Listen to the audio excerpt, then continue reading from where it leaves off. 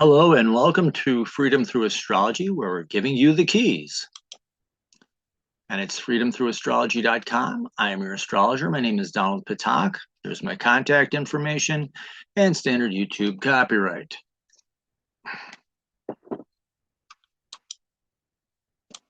And these are the keys to the reading, which I've broken up just a little bit to make them easier to see.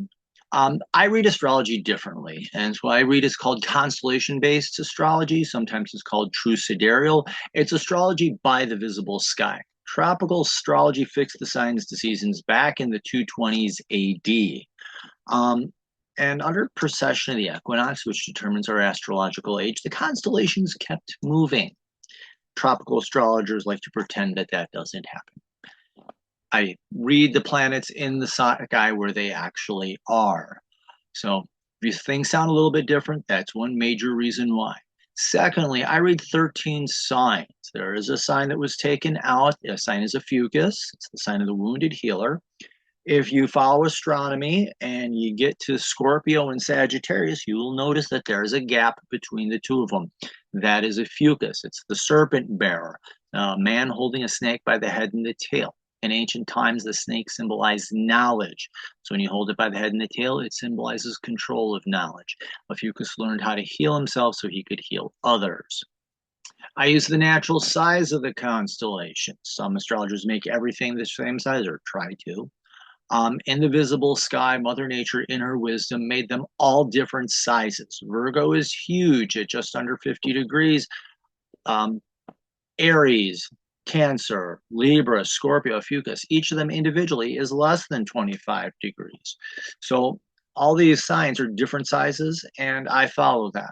I also use astrological midpoints. I was introduced to this by Athan Shamanti when I was taking his course, and he showed in his course how when you zoom in close using the IAU boundaries, which are arbitrarily drawn, that the boundary between Scorpio and Ophiuchus actually takes, excuse me, stars from Scorpio and puts them into Ophiuchus. That ain't right. And that happens in other constellations as well. So using the zodiac belt, he found the last bright stars of constellation A, first bright stars of constellation B, and found the midpoint so that the stars are in their appropriate signs. I like it. And the way I interpret is called evolutionary astrology. These are lessons to learn. We're all fated to face these aspects, these constellational events, but we're free to choose how we're going to respond to them or react, as the case may be. So these are lessons to learn, and you do have freedom of choice. This is the weekly edition. So these are universal lessons that all of us earth-based creatures are facing. So have some compassion on your fellow ground pounder. The dates are based on the Eastern US time zone, as I live outside of Buffalo, New York, so that's what I use. I'm operating within 1 degree of being exact. These actually would go out a lot longer. But if I did that, I would be overwhelmed and you'd be pretty much lost. So this does make it a little bit more manageable. And the software that I'm using is Capricorn by Prometheus. So these are the weekly transits, and it doesn't look like there's a lot happening. Looks are deceiving, people. The sun, while it is in Taurus, and the moon moves from Libra through Capricorn, it's in Libra very briefly on Monday morning and goes right into Scorpio. So it's really Scorpio through Capricorn. One of my cats is being weird. They always are. So it's really Capricorn through, or Scorpio through Capricorn this week. We do have the full moon in Ophiuchus Wednesday morning. Nice rarity to have, but we do have it. This is where looks are deceiving. The active planets, Mercury and Mars on the inner planets, but it's these three here. They're the tail of the tape. Jupiter and Saturn are making a lot of the aspects this week, or are being aspected. So these two are going to make their intentions known. Jupiter providing you with opportunity and showing you what the opportunities is, or are, whatever, what your opportunities are. And Saturn says let's put in our big person pants and let's do something. And Neptune, oh, there's a number of aspects to Neptune this week. So the theme of spirituality, not religion. Religion are the rules of man. Spirituality is your personal connection to the divine, however you perceive it and however you choose to work with it. And if you don't, hey, that's your choice too. I respect that. But those three are the tail of the tape this week. And we're going to be dealing with these three, the transits of these three, for a long time. And retrograde, we have Pluto in Capricorn. So he's taking a little vacation. He's entitled to it. So with that being said, pull this down here. You can see this week, it's steady. We start with a large hangover from last week. This dotted line, anything above this line is last week. Anything below the line is this week. So just looking at this week, squares, tons of squares. There are going to be a lot of challenges this week. And the best way to think of a challenge is its purpose is to strengthen you. So working through these challenges will help make you a stronger person and improve your abilities with the lessons that the signs have to offer. We do have one conjunction and one sextile, but by and large, the energy, even going from last week, we're adding in 2 more squares. So a lot of challenges, and working with them, like I said, can make you stronger and help you to improve. Sorry, I have Kit taking a nap on my lap this week. I am her pillow of choice. I don't know why. But as you can see, I mean, we even start at the beginning of the week. Here's Saturn conjunct Neptune. Mercury decides to, hey, look at me, conjunct Neptune. And here's Saturn saying, let me show you how it's done. Saturn, Jupiter. We do have some transit Saturn up here in Jupiter as well. So with transits of Saturn, I'll say this now, if you do the work, Saturn rewards you greatly. I think that's the great lesson of Saturn here. But as you can see, it's steady transits all throughout the week. Nothing new on Sunday, but two transits going exact. So we'll deal with that. On Wednesday, we do have the full moon in Ophiuchus. But that happens early in the morning, like I said. I get up at 5 o'clock in the morning and the full moon will be over by the time I wake up, or be happening just as I'm getting ready to wake up. So, and even that, the moon, you can see, very relatively steady. Busy on Monday and Tuesday and into Wednesday, but it slows down. See, anything else? Yep, that's it. I'm just getting over a brutal headache that I got Friday night into Saturday. I should not have done any astrology readings on Saturday. Big mistake. Feeling much better now. So let's see. So from Saturday, we do have the moon entering Libra. Moon, your emotional self, also your soul, entering Libra. Take a breath, calm down.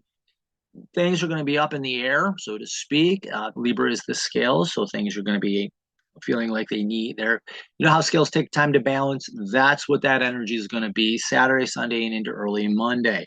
So take a breath, calm down, learning to regroup yourself.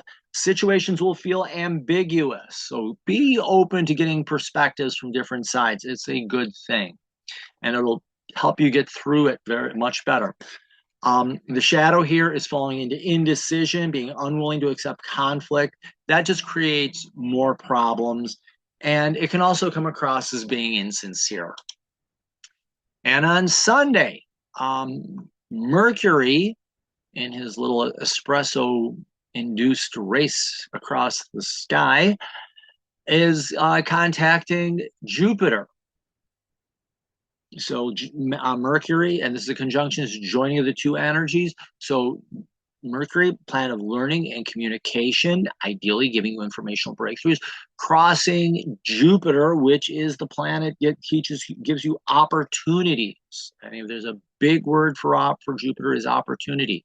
So these are learning opportunities. And in Gemini, Mercury rules Gemini. So this is opportunities for you to open your mind up and learn new things Be open to new perspective, new ideas, new possibilities, new opportunities. Um, and if you grab onto them, this could be help you find success down the road and open your mind up to success down the road to new things. Not paying attention or thinking that you know it all or can't learn it all leads to a crisis in confidence. And it's either overconfidence or underconfidence. And rigidly holding on to beliefs, you can become disorganized and feel purposeless. And in Gemini, just overwhelmingly distracted. Sorry, girl. And again, a nice little quick transit with there. Mars in Leo is trining Chiron. This starts as Sunday as well. Mars in Leo. Mars is having courage and assertiveness in Leo to express yourself, also to be seen, be appreciated. Trine is a support. And what is this supporting? Your ability to heal and release wounds. That's Chiron in Pisces. And also your ability to also see the wounds from a higher perspective and just overall let them go. So having the courage to express yourself can lead to deep healing and better understanding of the healing journey.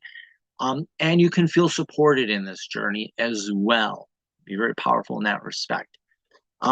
Falling into fear falling into fear, and in Leo, that's the drama king and drama queen. They can be over the top or trying to hide away. When I say drama king or drama queen, people always think over the top, and that is a good, fair assessment of Leo. But the other shadow of Leo is trying to hide away. And fear has the active, anger, explosive, and also the cowardly lion. So do take that into perspective. So falling into fear results in deep wounding of yourself and potentially others. First and foremost, you, though. Playing up the drama or being a victim keeps healing from happening.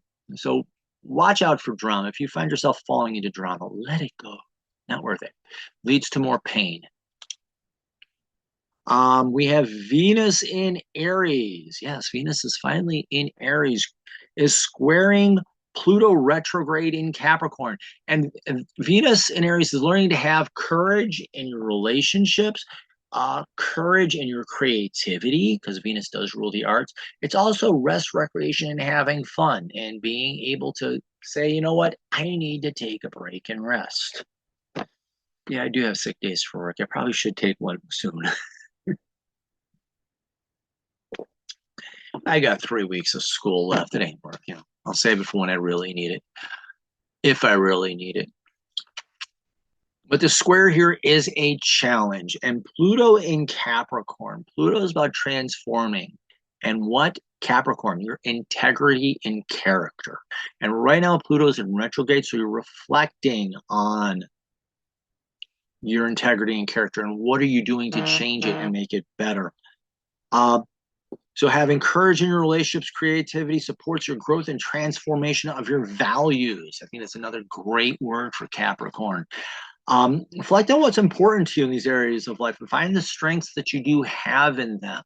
So, having courage in your relationships, and that does strengthen who you are and what you truly believe.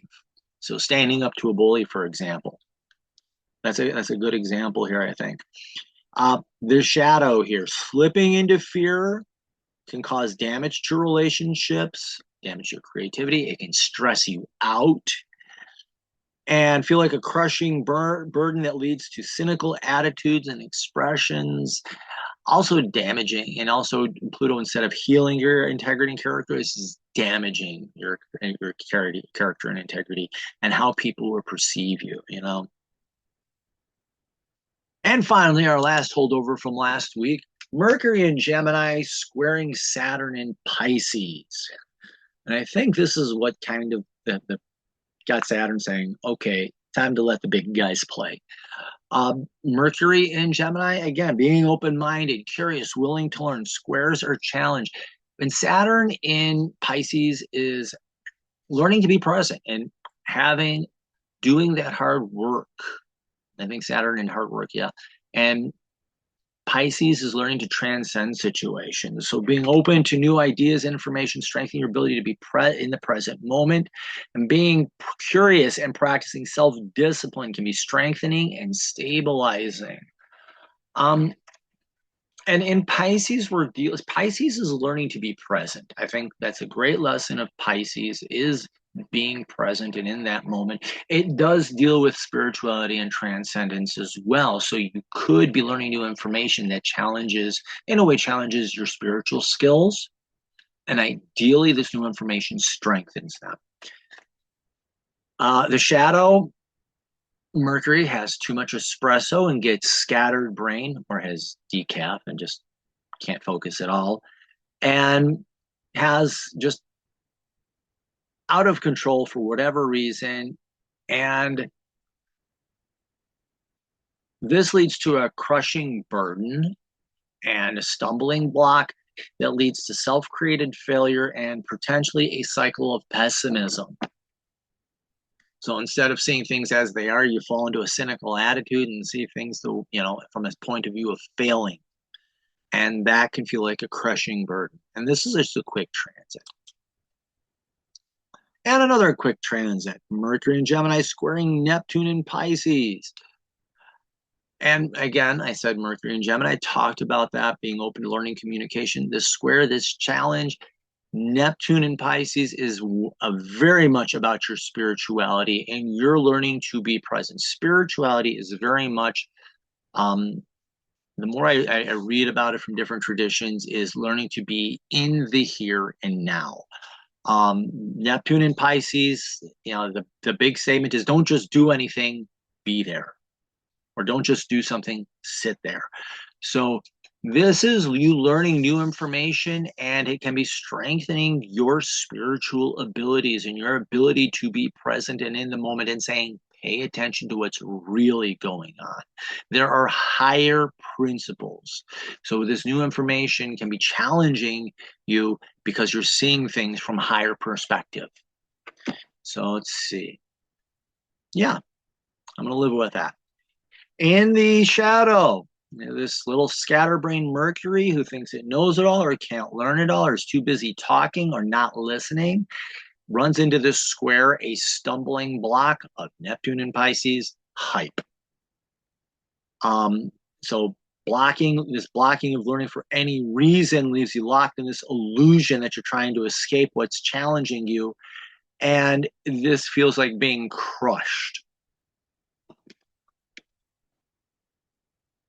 And with that, we have Saturn saying, let me show you how this is done, Mercury.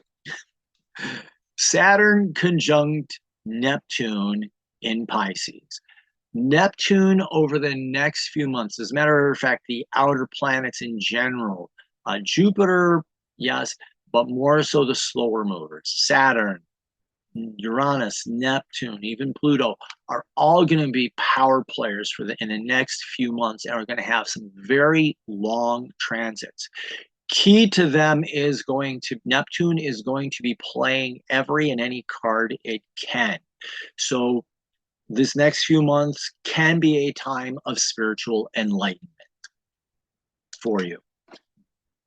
So Saturn conjunct Neptune, and it starts on June 9th, ends on August 23rd. I've got two X's in there because during this transit, both Saturn and Neptune go retrograde. So there's going to be a time of active work and then a time of reflection.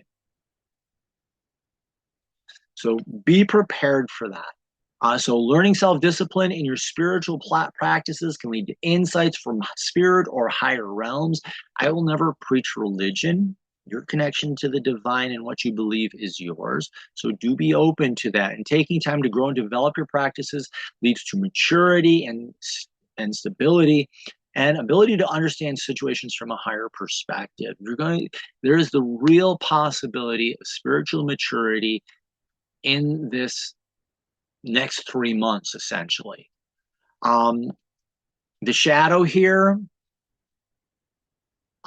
Saturn can be a control freak. He can slip into fear. He can be very much like Mars on steroids, but more so can be the control freak, very dark mood, pessimistic, self-pity, etc. And Neptune is falling for the hype, illusion, and delusion. So falling into fear and other dark moods leads you to desire to, to try and escape, and it can have you lost in illusion and confusion. You can also feel isolated and drifting aimlessly and purposeless. So do be careful during this time. Like I said, this is going to go for a long time. When we do hit those retrograde moments, and when it goes exact, I will update this. I just didn't want to overwhelm this slide with too much information. This is where we are. This is what we need. And later on Monday, the moon enters Scorpio. So get ready for a little bit of intensity and the ability to face deep truths. Also possible to open up to insights that go beyond the norm. Scorpio can do that. Scorpio is like Toto pulling back the curtain on the Wizard of Oz. Be open to moments like that, and be open to uncomfortable truths, and to be able to be honest and face honesty. The shadow here, slipping into that proverbial rotten mood, shuts down your ability to relate to yourself or others, and can actually, one rotten apple spoils the whole barrel. And finally, Jupiter in Gemini squares Saturn in Pisces. The two grandfathers of our solar system decided to work together. Jupiter here is providing you with opportunity to learn. And I spoke about Saturn with the I'll call it spiritual self-discipline. So opportunity to learn can be strengthening that ability to discipline yourself and learning to be present, learning to be in that moment. Learning to have faith and trust in yourself can strengthen your spiritual work and growth, gaining insights to help you grow and reach higher potential. So there's some real great opportunity here. And like I said, squares are challenges that are designed to strengthen you. However, we get this shadow, and the shadow of Jupiter is a crisis in confidence, either over or under confidence. And this can lead to a crushing sense of failure. Setting for style over substance also creates failure and a sense of fear. And Saturn and Pisces can be a desire to control anything and everything you can, and it's the illusion of control. And because you're not really controlling anything, the only thing you're doing is alienating yourself from other people. Tuesday, Mercury in Gemini is doing a quick sextile to Venus in Aries. This is actually one of Mercury's longer transits. Mercury opening the mind to learning communication, and the sextile is an excitement or an interest. And Venus in Aries is having courage in your relationships or courage in your creativity. So literally this excitement. It's about learning, is helping you to learn to relate to people better, or helping you to find new excitement in your creative abilities or your ability to have fun. This also can create confidence in relationships. Being open-minded can also help you to create peace within yourself and with others. Insights can lead to breakthroughs, deepen your ability to relate to others, maybe create.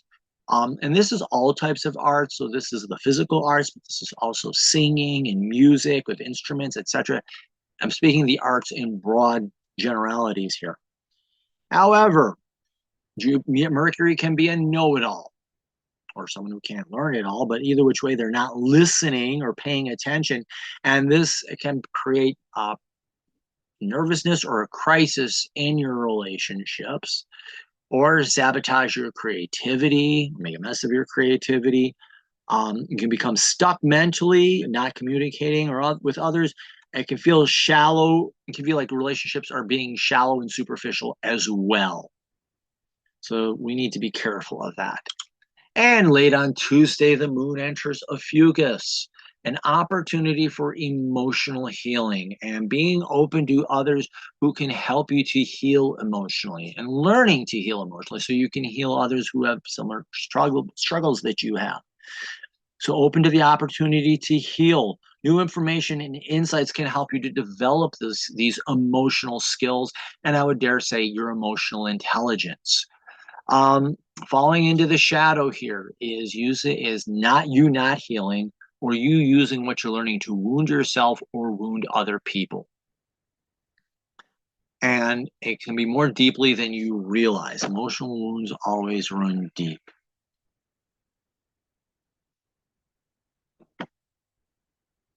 And this leads us to Wednesday, and we will have this full moon. It'll be happening before I wake up, so I won't even be able to see it. But this is the full moon in Ophiuchus, and we're dealing with an opposition. An opposition, and a healthy expression is a balancing and a time of reflection.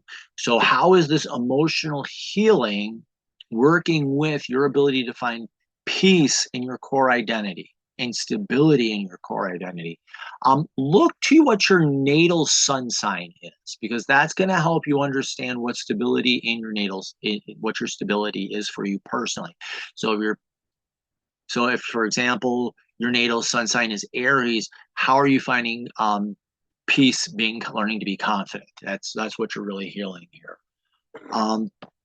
It's a little bit different way of looking at it, but the more I think about it, it's like, yeah, the sun is your core identity. So you always refer back to your natal sun sign, and that helps you make better sense of it.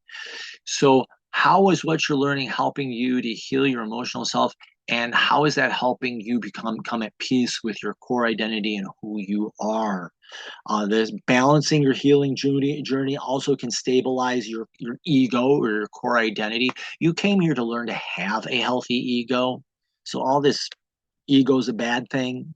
An unhealthy ego is a bad thing. A healthy ego is a good thing. Taking quiet time can be beneficial, because with the sun in Taurus, that's wanting to sit back and chill out and calm down. And healing, they always, doctor's best prescription for healing: rest. So do take time to rest. However, this opposition can be a power struggle or a tug of war. And slipping into that power struggle can wound both the ego and the soul or your emotional self, or misusing knowledge leading to out of balance life.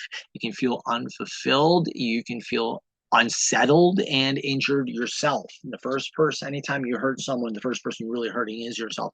So this can lead to a deeper emotional wounding of yourself and damaging your core identity as well. That's way early in the morning. Dreams should be really interesting at this time. However, Wednesday afternoon, we have the moon entering Sagittarius. So release being bored and look for new and exciting experiences. Okay, you got all bandaged up. Time to get back into play. And be open to opportunities set before you and prepare to have fun. Get up, go out, and explore. I always thought of Sagittarius as the explorer. Shoot the arrow in the air, now go chase, see where it lands. So I do like that. However, it's possible to become emotionally self-righteous or settle for the status quo and being defensive and fighting off anything that could lead to change or new insights. And this can lead to you feeling exhausted and empty. And Thursday, the sun decides to get a little play here. The Thursday could feel a little intense because the sun's going to be caught in what's called a T-square. Haven't done any doodling this time. And what a T-square is you can see it here with the south node.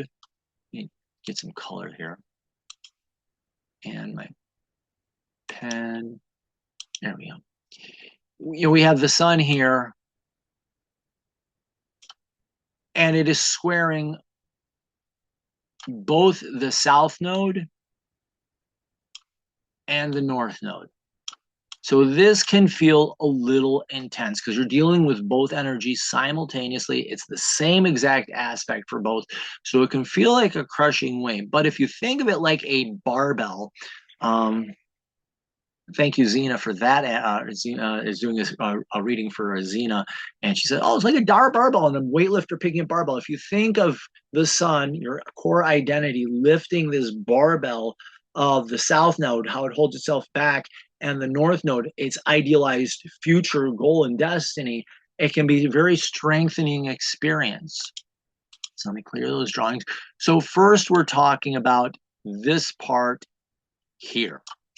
So that's finding peace and stability in your core identity. And this square here. Oh, the square got cut off.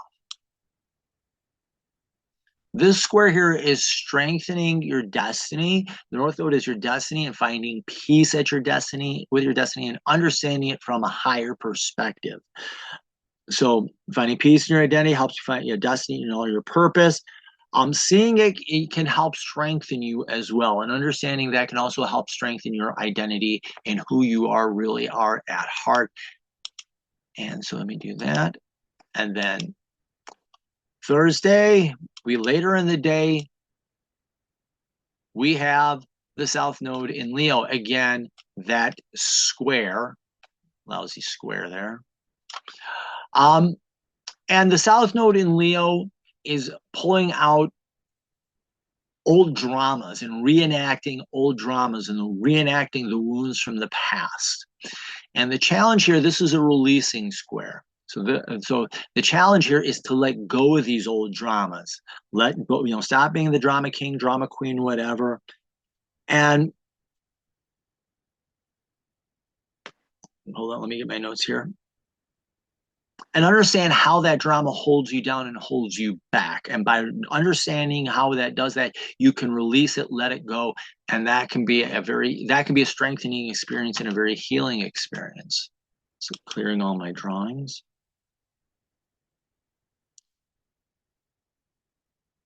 And the shadow here is getting caught up in your false sense of pride can trip you up into pointless drama that has you going nowhere, and collapsing into the false ego keeps you stuck in the past and feel like you're sabotaging yourself.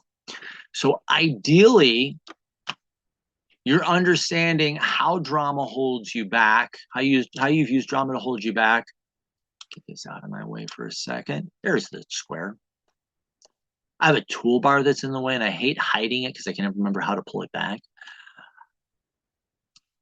So the challenge of releasing the drama of the past and seeing how and understanding your purpose can strengthen your core identity and help you find greater peace in who you are at heart. That's the ideal. That's what we're shooting for, because this falling into the shadow is living that false drama and living the false drama and trying to find a way to escape into illusion and delusion and just being dealt a crushing blow that'll be very difficult to recover from.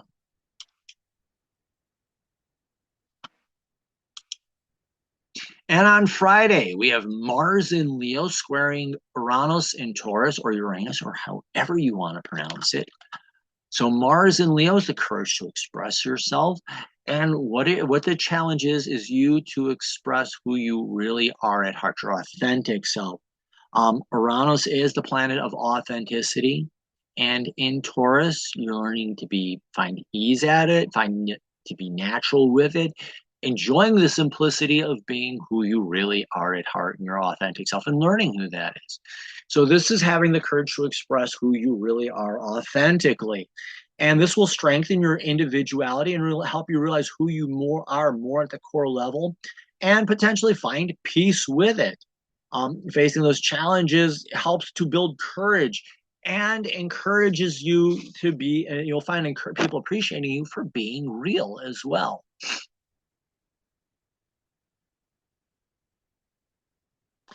And the shadow, slipping into fear. And the fear of Mars is that explosive anger, or that cowardly lion that wants to hide away. And in Leo, it's that false drama. And what are you acting out? Uranus, the inauthentic self, who you really aren't at heart. Whether you're going over the top just to push buttons and get reactions from people, or you're selling out and trying to fit in. You're falling into fear, and it's a crushing load. And you wind up being less of who you really are. It's a crushing defeat. Playing up to other expectations out of fear, or acting out, whether acting out or selling out, playing up to others' expectations out of fear leads to failure. And it can be very exhausting. And Saturday, Jupiter decides to square Neptune. And again, another square. This is a week of squares. I did say that. So Jupiter being opportunities for learning and information and insight squares a challenge that strengthens you. Neptune, being spiritually present. So taking the opportunity to work through the challenges can lead to insights and a higher understanding and strengthen your spirituality. Also, I think Jupiter is confidence, so strengthen your confidence and your ability to learn as well. Learning to have faith in yourself and have faith in your ability to learn and communicate also can lead to insights and contact with your higher self or higher realm of spirituality. I will never tell you how to practice it. It's up to you to learn that for yourself, but you know what feels natural to you and go with it. The shadow here is that crisis in confidence, whether overconfidence or underconfidence, leads you to living a lie and drifting off into a life of illusion and delusion. Falling for superficial can feel empty and unfulfilling. And being a know-it-all or thinking that you can't learn it all, that's very superficial. And that's what leads to the unfulfilling. And it just feels, like I said, shadow of squares crushing, and that's what you'll be feeling. And finally, Saturday, we have the moon entering Capricorn. Emotionally, you're ready to upskill a little bit. Let go of old skills and step up into the new. So be ready to accept hard work and let go of the idea that everything has to be easy. Emotional self-discipline and commitment lead to success. And also knowing your boundaries can be helpful. And as moon crosses Pluto and transits Pluto, you'll be reflecting on your emotional integrity. So there's that. Very positive.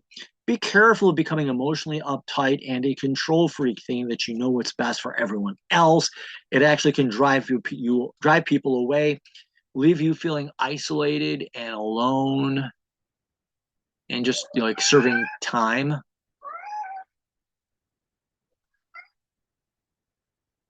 Okay, that's a new meow. I'll have to learn what that one means.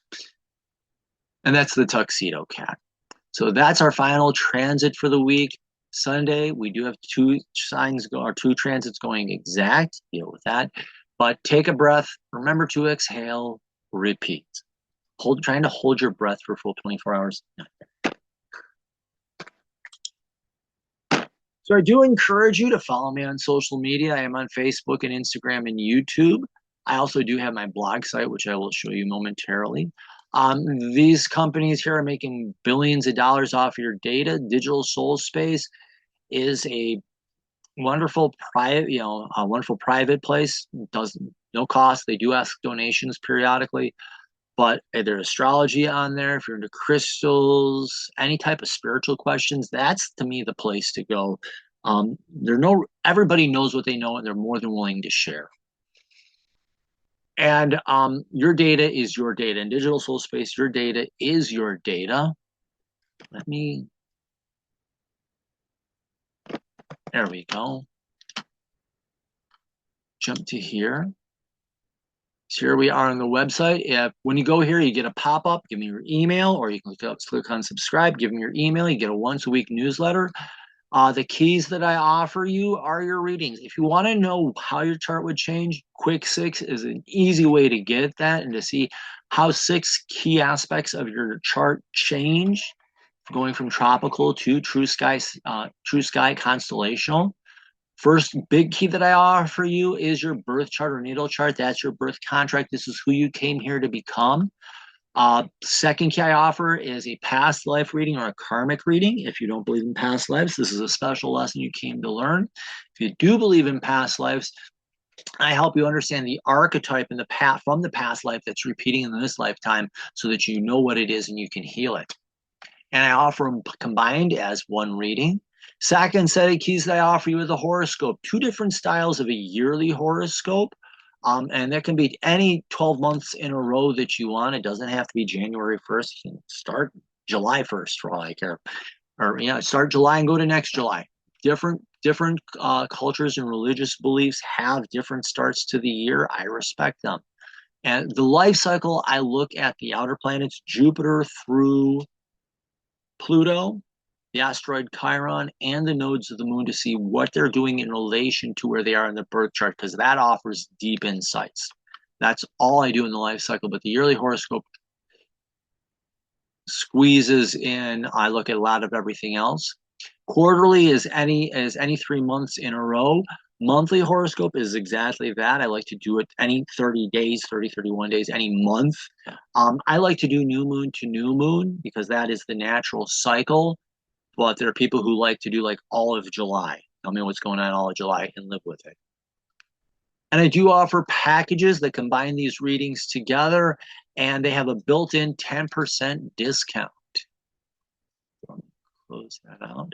Oh, no, I meant. So you click on any of those links, they'll take you to the ordering. Blog is where I post my deeper insights into the various transits, events if I happen to make it to any events. Scheduling, if you have a specific question you want me to answer, I offer 30 through an hour and a half. I think I've got down 30, 60, 90. It's supposed to have been updated to that. 30, 60, 90-minute consultations where you can ask me specific questions and we meet and I go over your chart. I like to know have you tell me what the questions are in advance so that when we're meeting together, you're not listening, you're not watching me try to figure it out. I'm coming to you directly with answers. So let me close that out. Go back to here.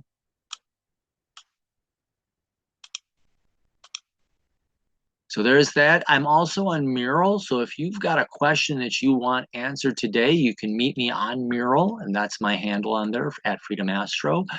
And you contact me with your question, and we meet same day. The other ways you have to actually schedule 24 hours in advance. So I'd like to thank you excuse me. Thank you for watching this video and this forecast. Like, follow, share. Do sign up for the newsletter. Hey, place an order. Let's work together. And remember, in the visible sky, your life changes. Thank you very much and have the best week possible.